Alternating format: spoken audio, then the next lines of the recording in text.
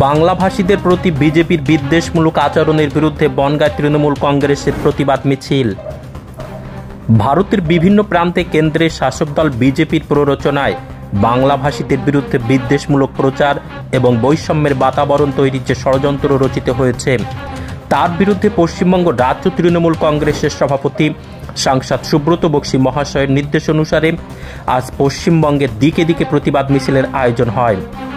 দলনেত্রী মমতা বন্দ্যোপাধ্যায় এবং দলের সর্বভারতীয় সাধারণ সম্পাদক সাংসদ অভিষেক বন্দ্যোপাধ্যায় কলকাতার রাজপথে মিছিলে অংশগ্রহণ করেন। আগামী 21শে জুলাই এবং 2026-এর বিধানসভা নির্বাচনের প্রাক্কালে এই মিছিল যথেষ্ট তাৎপর্যপূর্ণ বলে মনে করছে রাজনৈতিক মহল।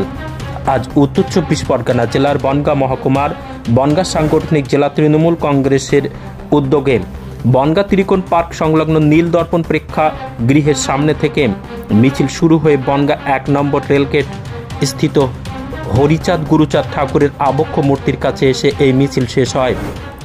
এই প্রতিবাদ মিছিলে উপস্থিত ছিলেন বনগাঁ সাংগঠনিক জেলা তৃণমূল কংগ্রেসের মাদার ও সকল শাখা সংগঠন যথা মহিলা, ছাত্র, যুব, INTTUC, শিক্ষক সংগঠন, SC OBC cell, ST cell, কিষাণ ও ক্ষেত মজুর তৃণমূল কংগ্রেস, সংখ্যালঘু সেল এবং লিগাল সেলের সকল নেতৃত্ব।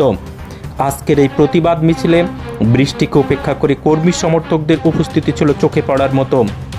মানুষের উপর অত্যাচার শুধু বাঙালি নয়, ভারতবর্ষের বিভিন্ন জায়গায় যারা বিজেপি করে না তাদের উপরে এই অত্যাচার নেমে আসছে।